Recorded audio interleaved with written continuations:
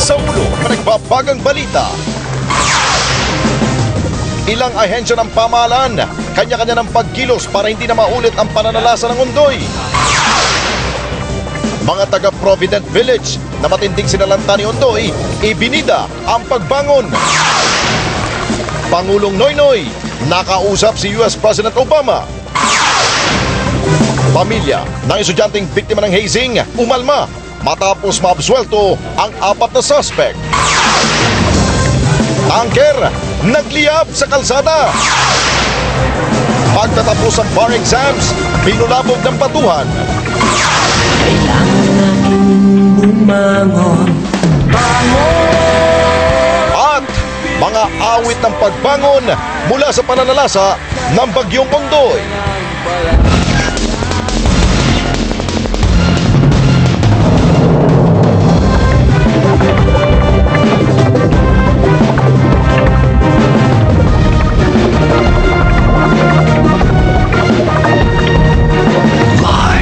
Mula sa ABS-CBN News Center, Manila, ito ang TV Patrol Weekend!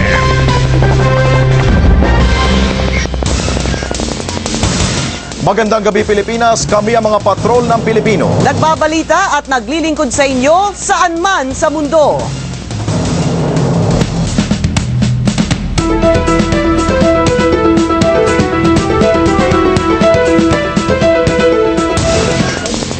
Kapamilya, eksaktong 1 taon ngayon ang nakalipas matapos manalasa ang Bagyong Ondoy.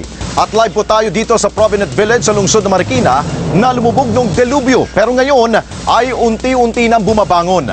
Ano nga ba ang mga naging hakbang ng mga ahensya ng pamahalaan kasunod na matinding leksyon mula sa trahedya? Nagpapatrol, Jeff Canoy. Kalamidad,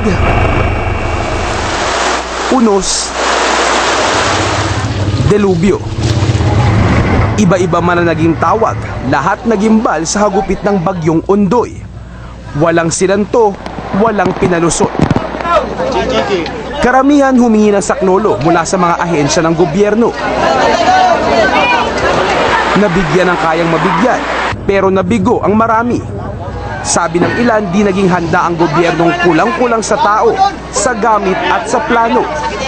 Kaya't hanggang ngayon, bit-bit pa rin ng iba't ibang ahensya ang leksyon ni Ondoy. Lalo pat may mga ekspertong nagsasabi na pwede itong maulit.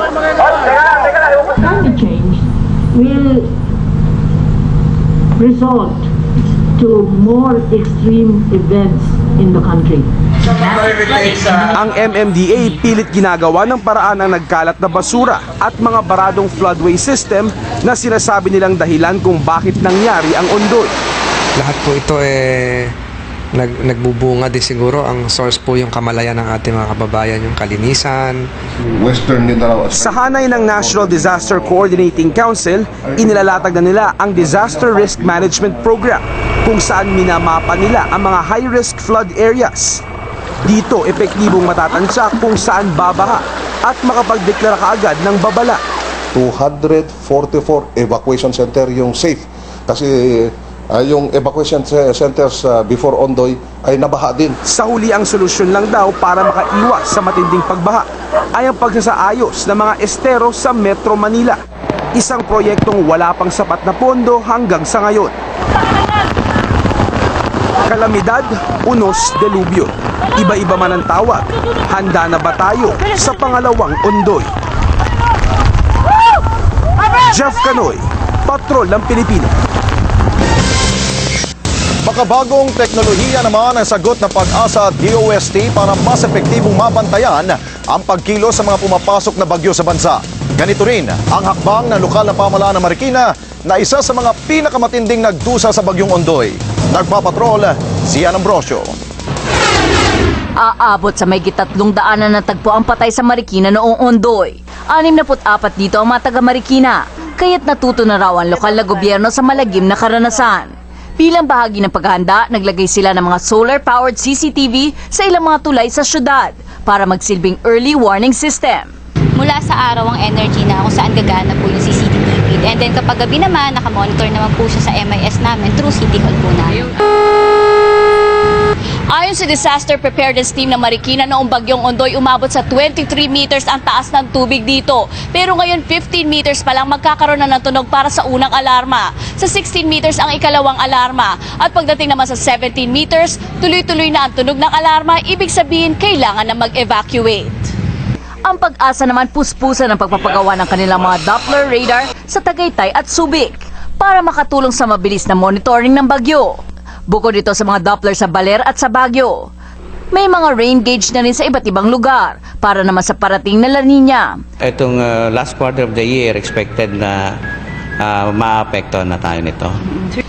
Pero di lang sa teknolohiya nakasalalay ang epektibo ng flood control system. Kailangan makipagtulungan ng taong bayan para mahinto ang illegal logging at pagtatapon ng basura sa daluyan ng tubig. Ziana Broso, Patrol ng Pilipino. Ginunita ng mga taga-Tanay Rizal ang pananalasa ng Bagyong Ondoy. Nagsagawa naman ng search and rescue drill sa lawa ng Laguna. Nagpapatrol, Abner Mercado.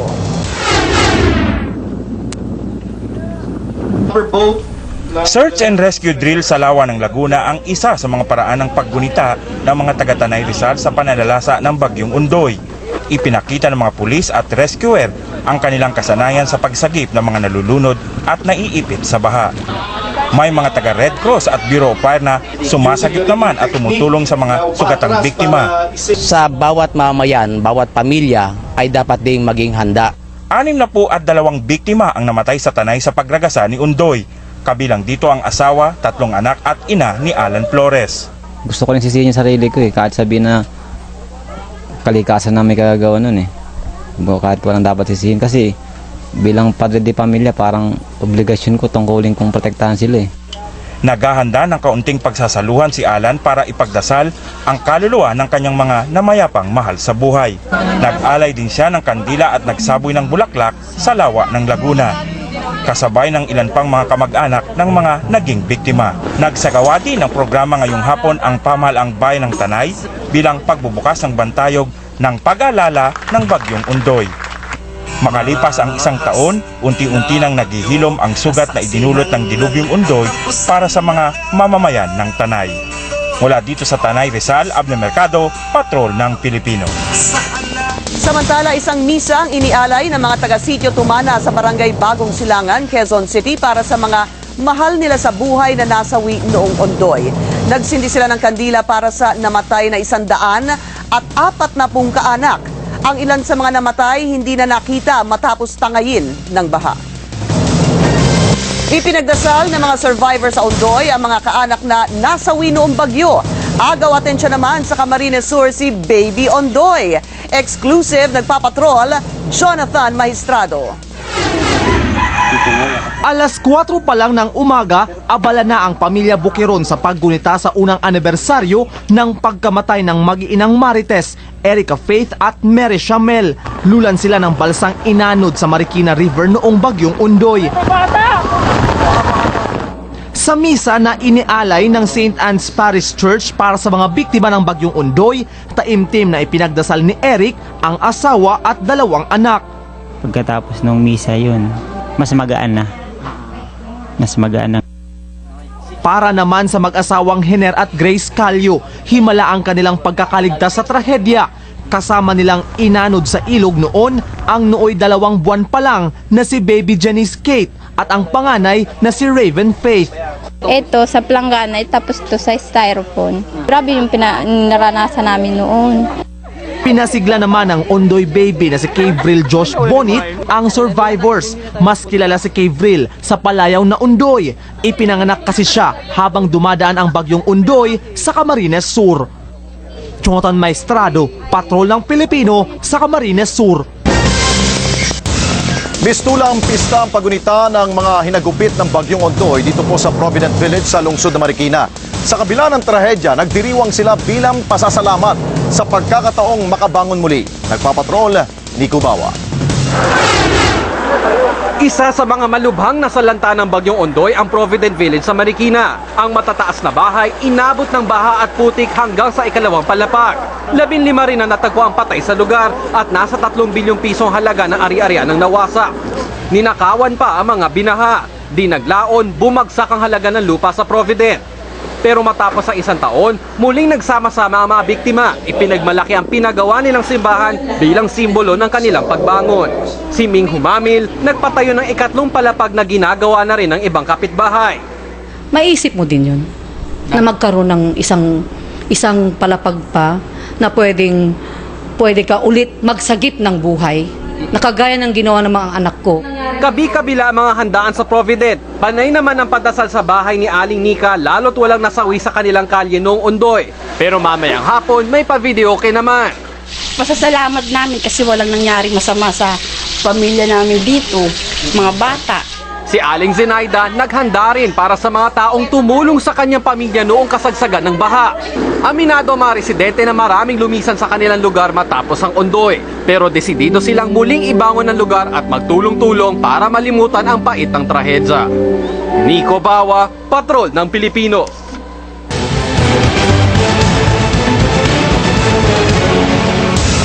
Nagliyab ang isang 6-wheeler gas tanker sa probinsya po ng Maguindanao. 7 oras na umapoy ang tanker ng Sea Oil Cotabato Station simula alas 6 kagabi sa National Highway ng Barangay Tunggol sa bayan ng Dato Montawal. Hindi raw napansin ng driver na umuusok na pala ang isang gulong sa likurang bahagi ng tanker at dahil nagpatuloy ang mabilis na takbo nito, tuluyang itong umapoy. Tinatayang 33,000 liters ng diesel ang karga ng tanker na patungo sanang Cotabato City mula sa Surigao. Bagamat walang sugatan sa insidente, naperwisyo naman ang mga motorista at mga residente. Nagbuhos ng sama ng loob ang pamilya ng hazing victim na si EJ Carl Incha dahil naabswelto sa kaso ang 4 na suspect. Bumuhos naman sa Facebook ang panawagan ng hustisya para kay EJ. Nagpapatrol, Pia Gutierrez. Mind over matter, never quit. Itong pinakahuling status ni EJ Carl Incha sa kanyang Facebook wall, ilang araw bago siya nakitang patay sa bangin ng Laguna. Doon itinapon ng estudyante ng University of Makati matapos umano siyang mapatay sa hazing ng Apo Fraternity noong Agosto. Pero masaklap matapos matukoy ang sinasabing mga suspect sa hazing, pinakawalan ng korte ang 4 sa kanila. Sa resolusyon ni Judge Honorio Guanlao ng Branch 57 ng Makati RTC, wala raw sapat na ebidensya na magdidiin sa 4 na suspect. Halos madurog naman ang puso ng lola ni EJ Carl, lalo't lumabas ang desisyon, eksaktong 40 araw matapos mapatay ang apo. Napakalambing pa naman ng bata niya. Pagdating galing niya sa eskwelahan, lola, dito na ako. Ano bang probable cause na hinahanap po nila? Naandyan yung anak ko, bangkay ng anak ko. Merong sumuko, naimbestigahan, tapos meron pa nagpatunay mismo mga Apo member nila. Sa Facebook naman nagbuhos ng galit ang mga kaibigan ni EJ. Panawagan nila, wag namang ibaon sa limot ang paghahanap ng hustisya sa kaso. Plano naman dumulog ng pamilya Incha sa Commission on Human Rights at sa Department of Justice para ma-review ang kaso.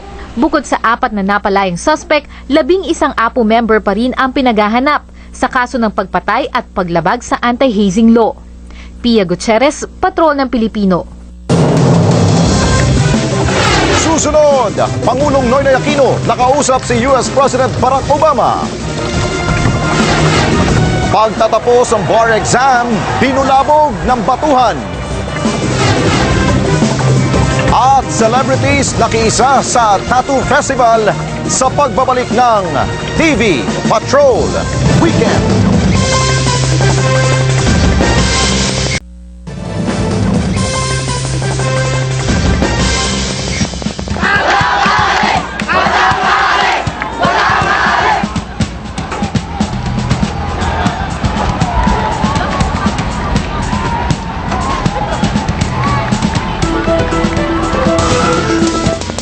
Tuloy-tuloy ang pagtatayo ulit ng bahay ng mga residenteng apektado ng demolisyon sa lungsod ng Quezon. Pero umaasa pa rin ang gobyerno na makukumbinsi pa rin silang lumipat sa relocation site.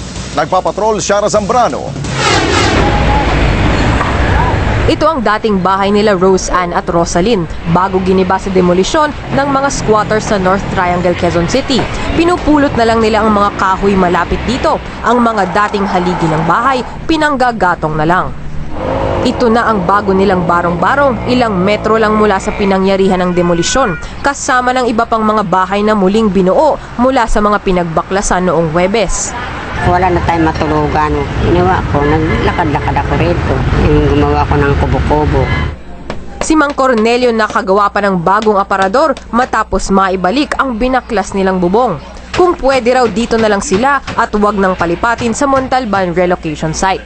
Nakikita naman ng National Housing Authority ang mga tinatayong bagong bahay sa Sitio San Roque. Yun nga lang hanggat wala pang desisyon ng korte at utos mula sa Pangulo, hindi raw nila ito pipigilan.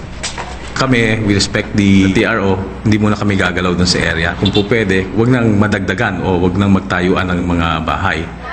Pero tuloy ang pangungumbinsi ng gobyerno sa iba na mag-relocate na lang.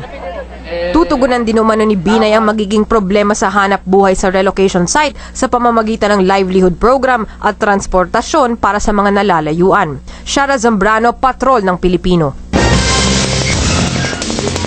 Sa Amerika, tuloy-tuloy ang pag-iikot ni Pangulong Noynoy Aquino sa iba't ibang kumpanya para mahikayat ng mamuhunan dito sa bansa.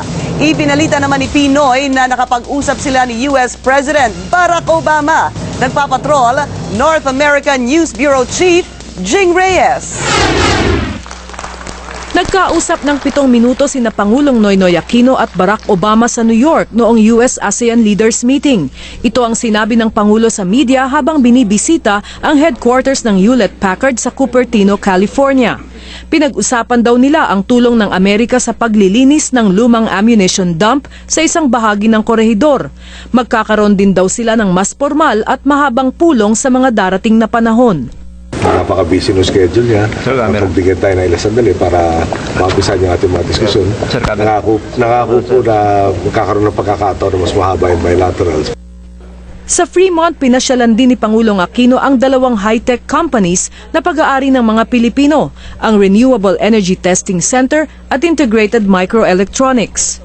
In spite of the numerous times that you let your hope soar only to have it dashed, you are still around. You are still assisting our country and our countrymen. And on their behalf, may I thank you this evening. Nagpasalamat ang Pangulo sa Filipino-American community sa fundraising gala ng Philippine Development Foundation USA. Tumutulong ang organisasyon sa mga nangangailangan sa Pilipinas. Nag-people power naman sa tapat ng kanyang hotel sa San Jose ang isang grupo ng PhilAm. Inilunsad nila ang kilusang We Are One para patunayang nakikiisa sa Aquino administration ang mga Pinoy sa Amerika. We are one! We are one! Jing Reyes, Patrol ng Pilipino, San Jose, California. Nabulabog ang huling araw ng bar exams ng magkapikunan at magkabatuhan ng mga taga-suporta ng mga nag-exam. Live mula sa Taft Avenue sa Maynila, nagpapatrol, Gretchen Malalad.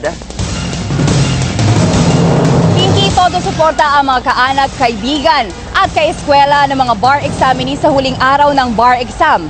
Pero may ilan na nagkapikunan kaya naman nauwi sa kaguluhan ang masaya sanang pagsalubong sa mga nag-exam. Animoy may laban ng basketball dito sa kahabaan ng Taft Avenue. Bawat eskwelahan may kanya-kanyang cheering squad. Kanya-kanyang bit-bit ng mga banner at mga bulaklak. Ilang santurin ang prinisisyon. Ang mga estudyante sa sobrang excited, napaaga ang selebrasyon. Di pa man natatapos ang mga nag-exam, nagpaulan na agad ng beer. Pero sa gitna ng kasiyahan, bigla na lang nagkagulo. Nagkabatuhan at takot na takot sa nagtakbuhan ang mga tao. Nagkalat ang mga basag na bote ng beer sa kalsada. Ma'am, natamaan kayo? Yung Sprite bottle dito. Everybody inside. How did it started? Sino ang nakita nyo? It's in the middle eh. Kasi yung mga baris at paglabas, pinupusan nila ng alak. Siguro, nabasa yung iba, Kaya, libara na ng mga bote. Buti na lang, napasipay namin mga pulis. Pinky, nagkagulo rin ang ilang grupo na nag-aabang naman sa Vito Cruz exit ng universidad. May nambato o nagpasabog umano ng pillbox. Sa ngayon ay di pa tiyak kung ilan ang nasugatan. Agad silang Isinakay sa jeep at isinugod na sa ospital. Ayon sa PNP, sa ilang taon nilang nagbabantay ng bar exam, ngayon lamang daw nagkagulo. Kaya naman inirekomenda nila sa susunod na taon na ipagbawal na ang beer o anumang alak. Sa ngayon, Pinky, ay iniimbestigahan na ng PNP kung sino at kung paano nagsimula ang mga kaguluhan. Pinky? Salamat, Gretchen Malalad. At susunod, celebrities nakiisa sa Tattoo Festival. At tampok ang mga awit ng pagbangon mula sa pananalasa ng Bagyong Ondoy sa pagbabalik ng TV Patrol Weekend.